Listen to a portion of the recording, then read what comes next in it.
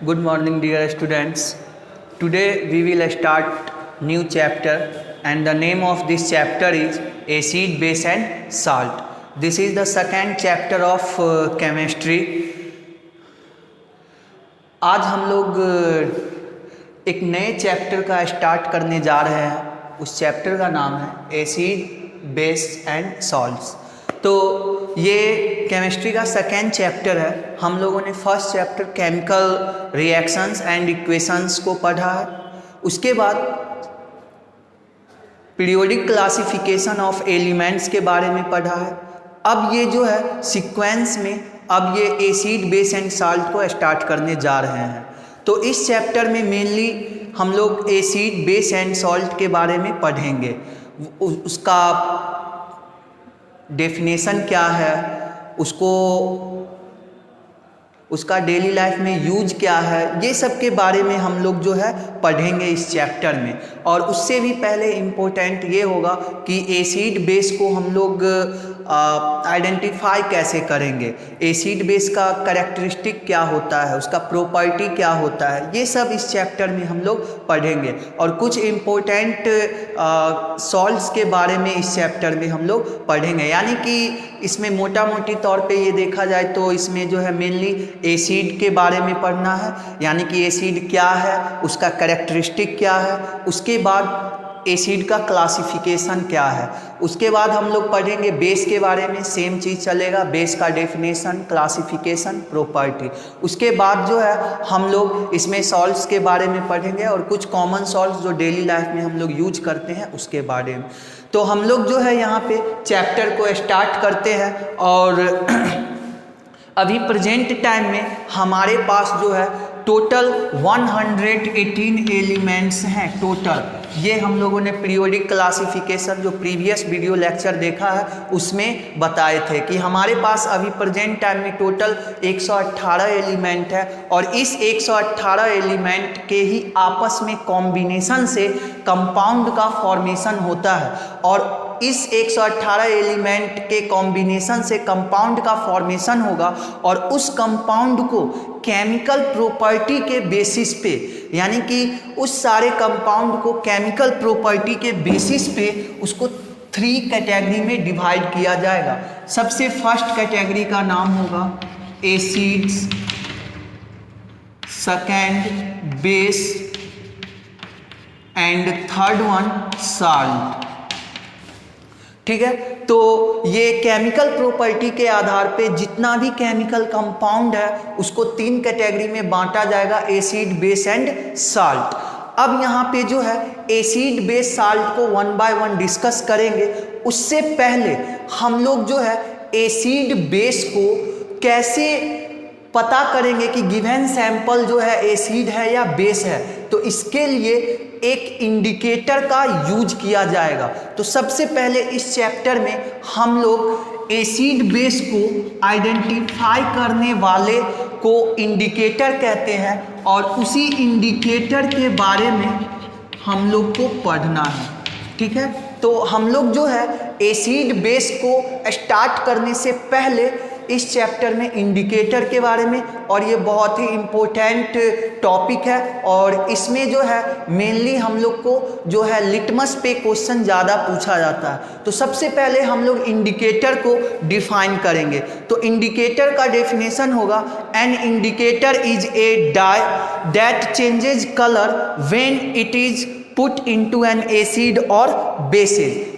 Indicator जो होता है वो एक डाई है जिसको हम लोग जो है सैंपल में रखेंगे और सैंपल में रखने के बाद उस डाई में कलर चेंज होगा और कलर चेंज होके हमें पता चलेगा कि गिवन सैंपल एसिड है या बेस है। यानी कि इंडिकेटर लेमन टर्म में बोला, यानी आसान भाषा में बोला तो इंडिकेटर जो है एक डाई है जो अपने में कलर चेंज करेगा और इंडिकेट करेगा कि गिवन सैंपल क्या है, एसिड है कि बेस है। ठीक है, अब हमें यहाँ पे जो है इस इंडिकेटर के टाइप को डिस्कस करना है कि कितने टाइप का इंडिकेटर हमारे सिलेबस में यहाँ पे है। तो सबसे पहले इंडिकेटर इंडिकेटर क्या है, एक डाई है और ये जो है अपने आप में कलर चेंज करके शो करेगा कि गिवन सैंपल एसिड है या बेस है। अब यहाँ पे इंडिकेटर में हम लोग को मेनली 3 इंडिकेटर्स पढ़ना है। सबसे पहले लिटमस के बारे में पढ़ना है, उसके बाद जो है सेकेंड है मिथाइल ऑरेंज, मिथाइल ऑरेंज और थर्ड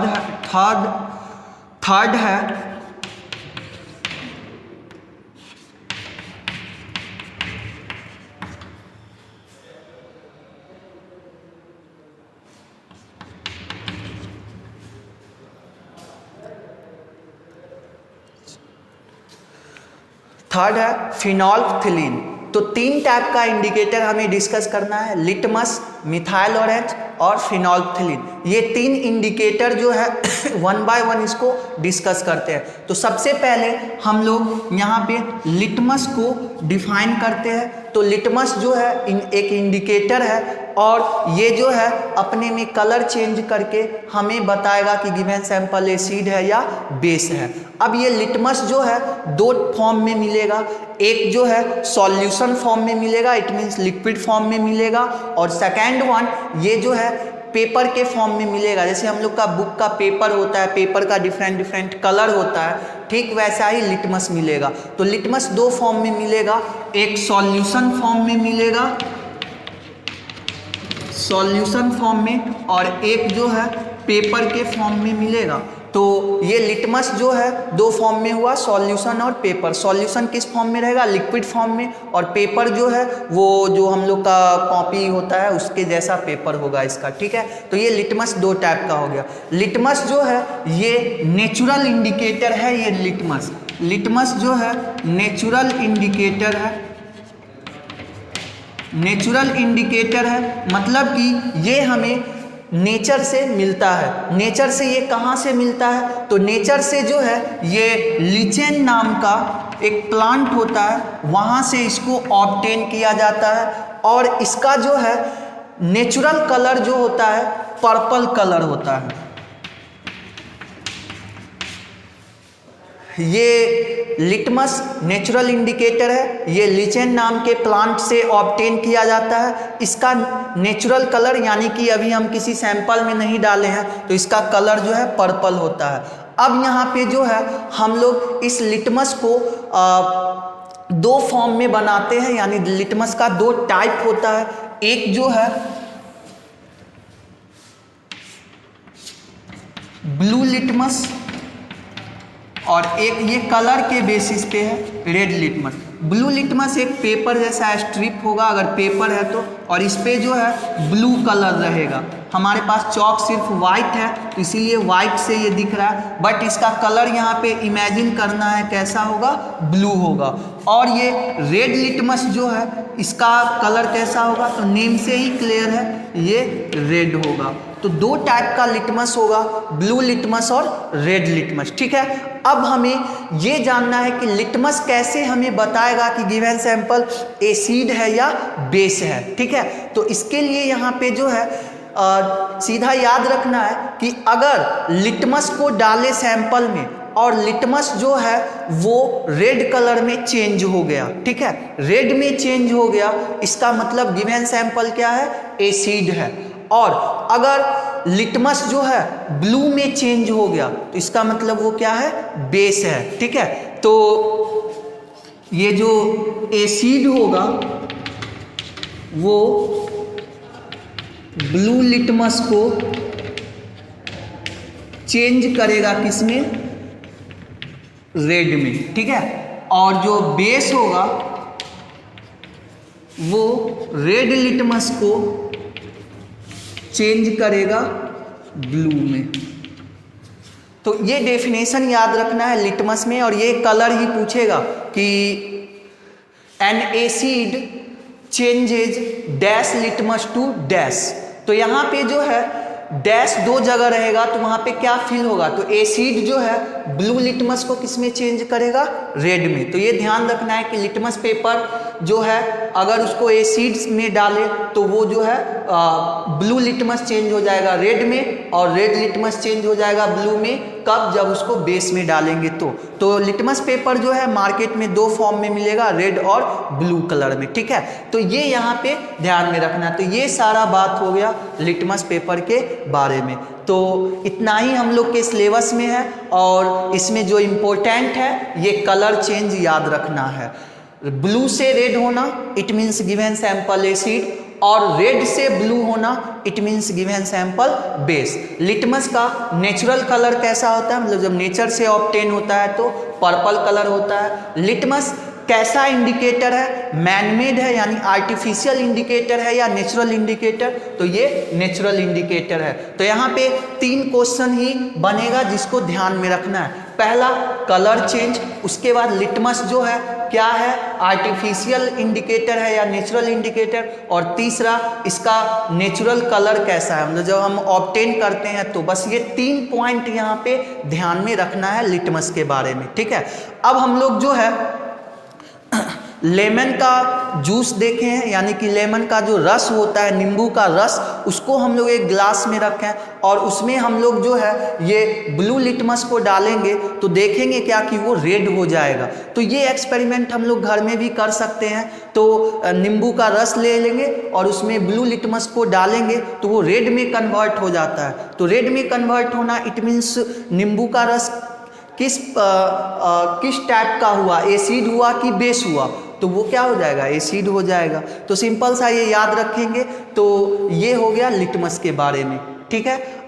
अब इसके बाद जो है हम लोग सेकेंड इंडिकेटर पढ़ेंगे, मिथाइल ऑरेंज।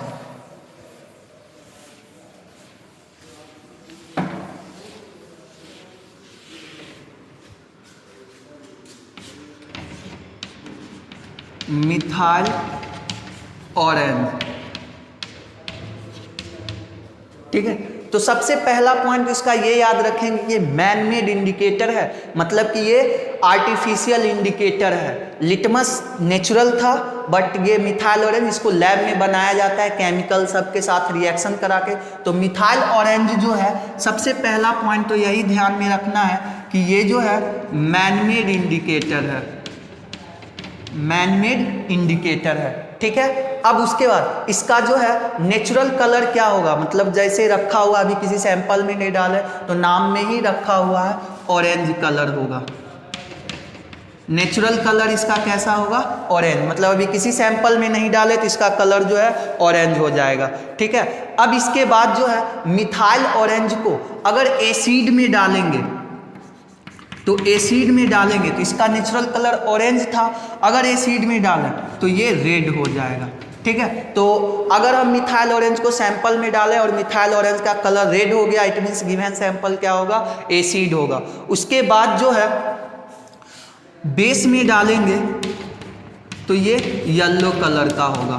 तो ये कलर मेनली ध्यान में रखना है यहाँ पे कि मिथाइल ऑरेंज में जो है, मिथाइल ऑरेंज को सैंपल में डालें और वो अगर येलो हो गया इसका मतलब जो है वो क्या हो जाएगा, बेस हो जाएगा। अगर मिथाइल ऑरेंज को डाले सैंपल में रेड हो गया तो एसिड हो जाएगा। तो बस यहाँ पे 3 पॉइंट ध्यान में रखना है। पहले ये कैसा इंडिकेटर है, तो मैन मेड है या इसी को दूसरा नाम भी बोल सकते हैं आर्टिफिशियल इंडिकेटर है, आर्टिफिशियल इंडिकेटर है। सेकेंड वन इसका नेचुरल कलर कैसा होता है, तो ऑरेंज है, और अगर इसको डाले सैंपल में रेड हो गया तो गिवन सैंपल एसिड, और अगर येलो हो गया तो गिवन सैंपल बेस। तो अगर हम लोग नींबू के रस में मिथाइल ऑरेंज को डालेंगे तो कैसा होगा, तो वो रेड हो जाएगा। रेड होना इंडिकेट करेगा कि वो क्या है, एसिड है, ठीक है। तो ये हो गया मिथाइल ऑरेंज के बारे में, और इसके बारे में यही 3 पॉइंट ध्यान में रखना है जो कि एग्जाम में आ सकता है। अब लास्ट है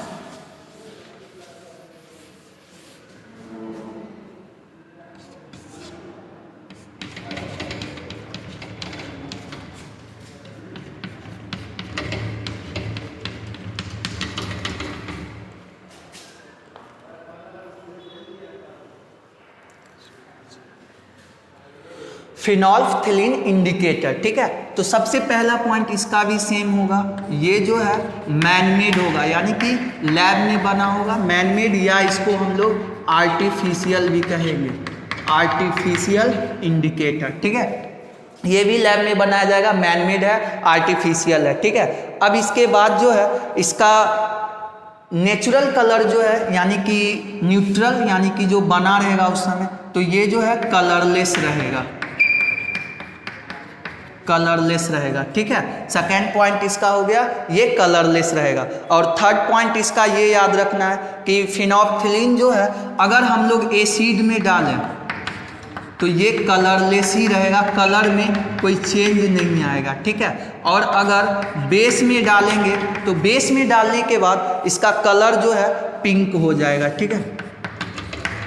तो याद रखेंगे फिनोल्फ्थलीन जो है इसका 3 पॉइंट इंपॉर्टेंट है, कैसा इंडिकेटर है, मैनमेड या आर्टिफिशियल। सेकंड, ये इसका नेचुरल कलर, यानी कि जो बन के रखता है, अभी कोई सैंपल में नहीं है तो कलरलेस। और अगर इसको सैंपल में डालें कलरलेस ही रहा तो एसिड हो गया, और अगर पिंक हो गया इसका मतलब वो क्या होगा, बेस होगा। तो इसका 3 पॉइंट ध्यान में रखना है, ठीक है। तो ये हो गया इंडिकेटर के बारे में। एक और इंडिकेटर है यूनिवर्सल इंडिकेटर, ठीक है। यूनिवर्सल इंडिकेटर के बारे में हम लोग आगे डिस्कस करेंगे, वो भी इम्पोर्टेंट इंडिकेटर है, ठीक है। बट यहाँ पे अभी 3 ही इंडिकेटर को डिस्कस किया गया, फिनोल्फ्थलीन। इस तीनों में जो है नेचुरल इंडिकेटर कौन था, लिटमस। बाकी दोनों कैसा है, आर्टिफिशियल है, मैनमेड है, ठीक है। बाकी इसका कलर इंपॉर्टेंट है। तो इस तरीके से हम लोगों ने ये 3 इंडिकेटर को डिस्कस किया जो कि इंपॉर्टेंट इंडिकेटर था। इसके बाद भी कुछ और नेचुरल इंडिकेटर है जिसको हम लोग डिस्कस कर सकते हैं। कुछ और इंडिकेटर में जो है ये टर्मरिक को ले सकते हैं, हल्दी जिसको बोलते हैं। तो हल्दी का कलर कैसा होता है, तो हल्दी का कलर जो है ये येलो कलर का होगा। और ये जो हल्दी है, जैसे फंक्शन वगैरह में वाइट शर्ट के ऊपर जब हल्दी लगता है तो वो येलो कलर का हो जाता है, लेकिन जब हम उसको डिटर्जेंट से या सोप से जब उसको साफ करते रहते हैं तो उस समय उसका कलर जो है रेडिश ब्राउन हो जाता है। तो रेडिश ब्राउन होना यानी कि ये टर्मरिक अपना कलर चेंज कर रहा है, और ये कलर येलो से रेड में चेंज हो रहा है, रेडिश ब्राउन हो रहा है। इसका मतलब है कि वो डिटर्जेंट या सोप जो है बेसिक नेचर का होगा। तो टर्मरिक भी एक नेचुरल इंडिकेटर है, और ये बेस में जो है अगर इसको बेस में डालेंगे तो ये रेडिश ब्राउन हो जाएगा, ठीक है। तो टर्मरिक के बारे में भी याद रख सकते हैं। और भी जो है बहुत सारा है नेचुरल इंडिकेटर, जैसे रेड कैबेज है। रेड कैबेज का लीफ जो है रेड कलर का होता है, लेकिन ये जो है अगर इसको एसिड में डालेंगे रेड कैबेज के लीफ को तो रेड ही रहेगा। बट अगर इसको हम लोग जो है बेसिक सॉल्यूशन में डालेंगे यानी बेस में डालेंगे तो ये ग्रीन कलर हो जाएगा। तो रेड कैबेज जो है वो नेचुरल है, नेचर से मिलता है, और उसका जो है अगर एसिड में डालें तो रेड ही रहेगा, बेस में डालेंगे तो कैसा हो जाएगा, ग्रीन हो जाएगा। तो अभी हम लोगों ने 3 नेचुरल इंडिकेटर को देखा, एक लिटमस जो कि इंपॉर्टेंट था, टर्मरिक भी थोड़ा बहुत है, और रेड कैबेज, ठीक है।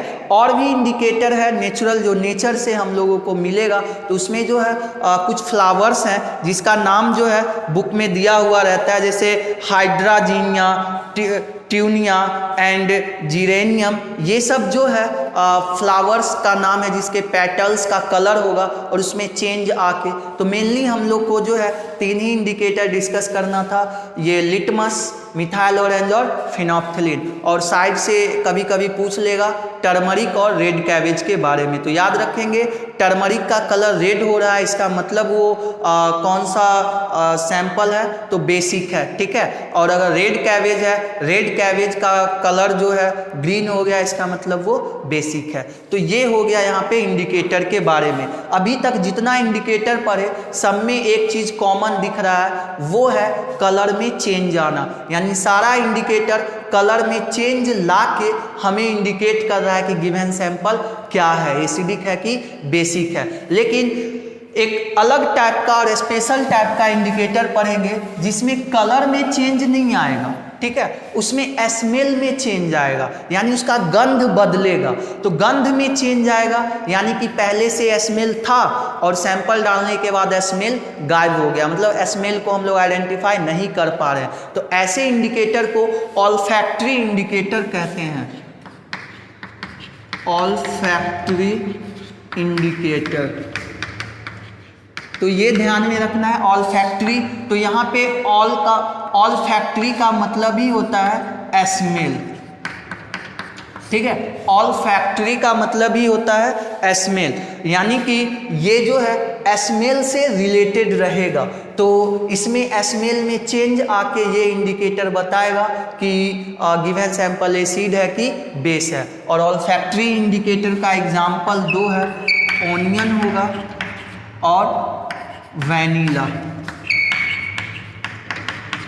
ये ओनियन एंड वैनिला जो है ये दो इंडिकेटर हो जाएगा जो कि ऑल्फैक्टरी इंडिकेटर का एग्जाम्पल रहेगा, ठीक है।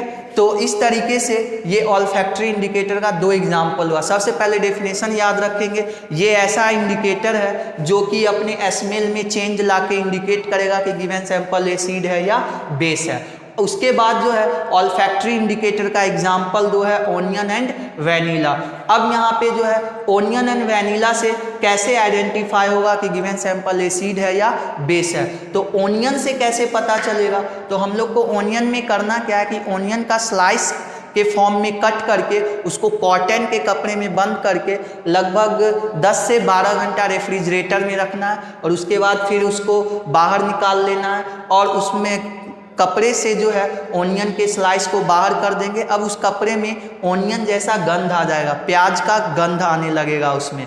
अब उसको क्या करेंगे, जो भी सैंपल है उसमें उस कपड़े को डुबाएंगे और डुबाने के बाद अगर उसका स्मेल हट गया तो बेस है, मतलब स्मेल गायब हो गया तो बेस है।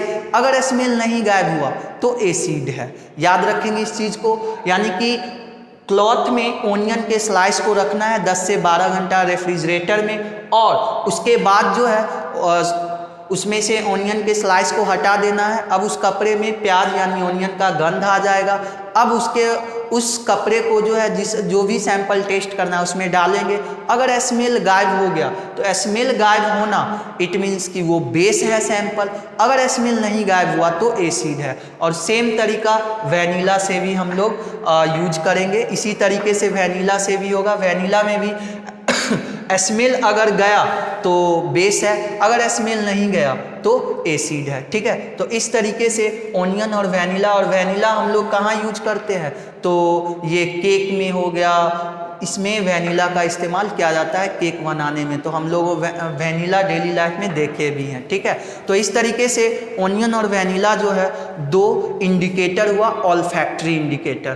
तो आई थिंक किसी को कोई प्रॉब्लम नहीं होना चाहिए ऑल्फैक्टरी इंडिकेटर में। तो ये आज का पूरा वीडियो लेक्चर ये इंडिकेटर पे बेस्ड था। हम लोग नेक्स्ट वीडियो लेक्चर में स्टार्ट करेंगे एसिड के बारे में। पहले एसिड के डेफिनेशन देख लेंगे, फिर इसके बाद इसका जो है क्लासिफिकेशन देख लेंगे, क्लासिफिकेशन के बाद प्रॉपर्टी देख लेंगे और उसके बाद कुछ इम्पोर्टेंट एसिड का यूज देख लेंगे। तो एसिड में 4 चीज़ पढ़ेंगे, सबसे पहले डेफिनेशन, उसके बाद क्लासिफिकेशन, उसके बाद प्रॉपर्टी, उसके बाद यूजेज, कुछ इम्पोर्टेंट एसिड जिसका डेली लाइफ में यूज होता है उसके बारे में, ठीक है। तो इस तरीके से आज का वीडियो लेक्चर कंप्लीट हुआ और इसको आप लोग अच्छे से देख लीजिएगा एक बार। Thank you very much.